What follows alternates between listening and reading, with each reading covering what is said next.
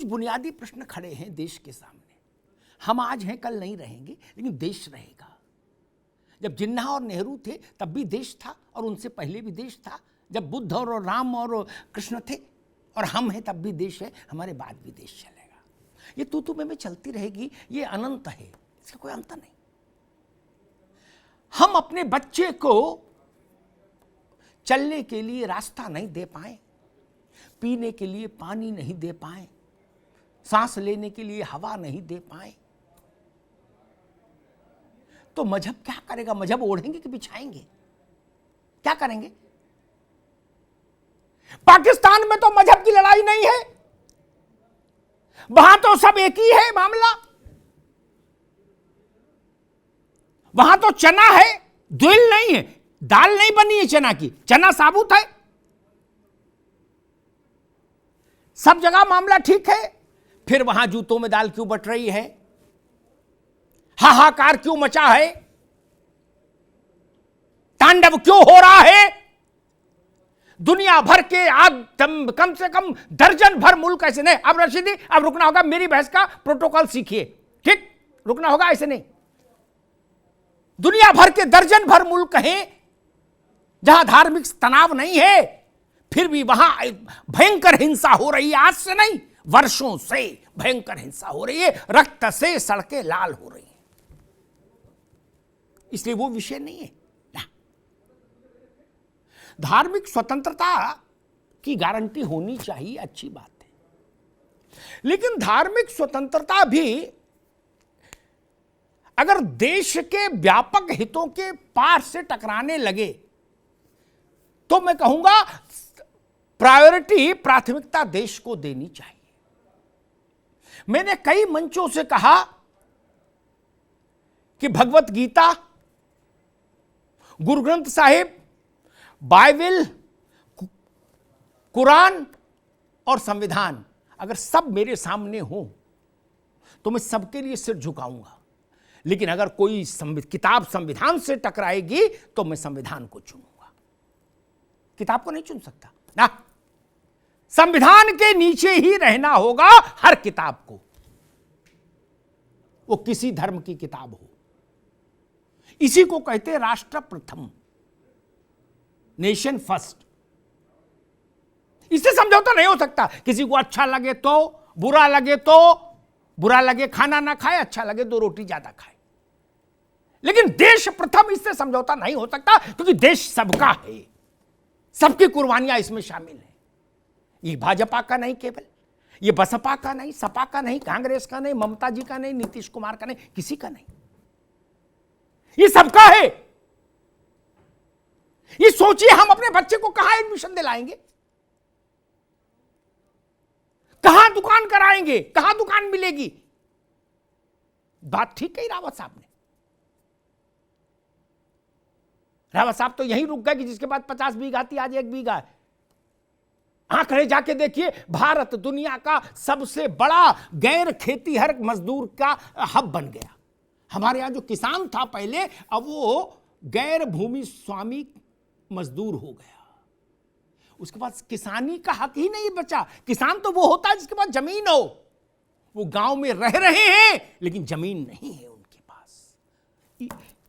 और एक बात कहूं, छोड़ो मोदी जी को, मोदी जी की लड़ाई कौशल कांत लड़ेंगे। असदुद्दीन ओवैसी को भी अगर हम प्रधानमंत्री बना दें, वो जमीन बढ़ा देंगे? नहीं बढ़ा सकते ना। पानी बढ़ा देंगे? नहीं बढ़ा सकते ना। उत्पादन बढ़ा देंगे अचानक से? नहीं बढ़ा सकते। एक बात आई थी बहस में, मैं तथ्य पवित्र रखता हूं, तथ्यों के साथ मैं कभी छेड़छाड़ नहीं करता। उसकी कीमत मुझे कुछ भी चुकानी पड़े मैं चुकाता हूं, लेकिन तथ्य असत्य नहीं हो सकता। राजा नाराज हो और चाहे प्रजा नाराज हो, उससे भी फर्क नहीं। एक बात शायद दानिश कुरैशी साहब ने कही थी, मैं उसमें एक बात जोड़ूंगा। 40 और 80 का जब आप वर्णन कर रहे थे कि 2013 में 40 करोड़ लोगों को मुफ्त राशन मिल रहा था और फिर कोरोना काल में 80 को मिलने लगा। ईश्वर की बड़ी कृपा मानिए, आप ईश्वर ने, आप अल्लाह की मान लीजिए, अल्लाह का बड़ा रहम मानिए कि 80 करोड़ को ही देना पड़ा। कोरोना की विभीषिका ने 6 महीने इतने बड़े 150 करोड़ के मुल्क को स्टैंड स्टिल कर दिया था। कैसे जिएंगे लोग? आपने उस तथ्य का उल्लेख नहीं किया, ये ठीक नहीं। अरे दुनिया के हर बड़े से बड़े मुल्क को लोगों को घर पर साधन भेजना पड़ा खाने का। भारत उससे अछूता रह सकता था क्या? अच्छों का दुकान बंद हो गई। जो रेड़ी लगाता था, पटरी पर सामान बेचता था, गुब्बारे बेचता था, वो 6 महीने भूखों मर जाता? नहीं मर जाता। इसलिए मसला मोदी का नहीं है। मैंने एक बार शहाबुद्दीन साहब थे जीवित, पार्लियामेंट से निकल रहे थे, 90 का दौर था, अयोध्या पर रोज कुछ ना कुछ होता था। मैंने उनसे पूछा, विद्वान व्यक्ति थे, आईएफएस रहे थे, बाबरी मस्जिद दक्षिण कमेटी में बहुत सक्रिय थे। मैंने पूछा, शहाबुद्दीन साहब, मान लो आपको ऐसी स्थिति बने, आप ही को प्रधानमंत्री बना दिया जाए, तो क्या ये व्यवहारिक रूप से संभव है कि वहां जहां मध्य डोम में बीच वाले गुंबद में जहां रामलला विराजमान है, उस मूर्ति को कोई शासन हटा देगा? तब वो रहे नहीं, अल्लाह उनको जन्नत दे। उन्होंने मेरा हाथ दबाया, बोले इधर आओ साइड में। बोले नहीं संभव है। तो समझना चाहिए ना चीजों को। ये नहीं, 80 करोड़ लोगों को भोजन देकर भारत ने प्राण रक्षा की है, प्राण रक्षा की है, दुनिया के लिए एक उदाहरण दिया है। इसलिए मैं इस निर्णय के साथ हूं।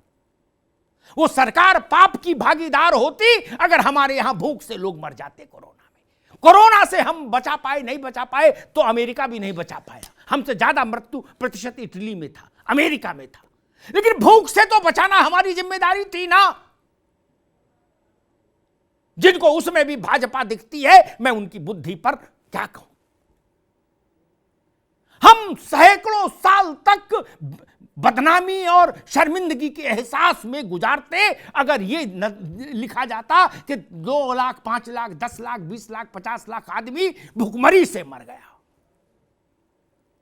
मैं सैल्यूट करता हूं देश को, देश की व्यवस्था को, कि हमने 80 करोड़ लोगों से कहा कि हम ईश्वर नहीं हैं, लेकिन आपके भोजन की व्यवस्था की जिम्मेदारी लेते हैं। यही काम होना चाहिए देश का। कैसी बात है? ये कोई व्यंग करने की बात है क्या कि लोगों को भोजन क्यों दिया गया? क्या अमेरिका में लॉकडाउन नहीं हुआ था? वहां भी हुआ था ना, वहां भी कैश ट्रांसफर हुआ, सामान भेजा गया। इटली में भी हुआ, फ्रांस में भी हुआ, जापान में भी हुआ। ये बड़े मुल्कों में हुआ तो आप भारत पर आक्षेप क्यों कर रहे हैं? भारत में रहते हुए हर विषय पर भारत की आलोचना ठीक नहीं। राजनीतिक आलोचनाएं ठीक है, होनी चाहिए, लेकिन भारत राजनीति से परे है, बड़ा है। हम मां मानते हैं, आप मां नहीं मानते, ठीक है, आपकी धार्मिक मर्यादा है, लेकिन आपकी जन्मभूमि है, कर्मभूमि है, भाग्य भूमि है, यहीं से मुकद्दर जुड़ा है दोस्त। इसलिए मुल्क सरसब्ज रहना चाहिए, तभी हम आज रह पाएंगे। कोरोना के समय हाहाकार देखा नहीं था, अस्पतालों की क्या स्थिति बनी थी। आबादी प्रबंधन उस सब से बचाने का एक तरीका है। ईश्वर न करे दोबारा वैसी परिस्थिति बने विश्व में कभी कोरोना जैसी, लेकिन हमको तैयार रहना चाहिए। और उसका सबसे पहला कारण, सबसे पहला उपाय, आबादी नियंत्रित हो। हिंदू की भी, मुसलमान की भी, सिख की भी, ईसाई की भी, जैन की भी, पारसी की भी।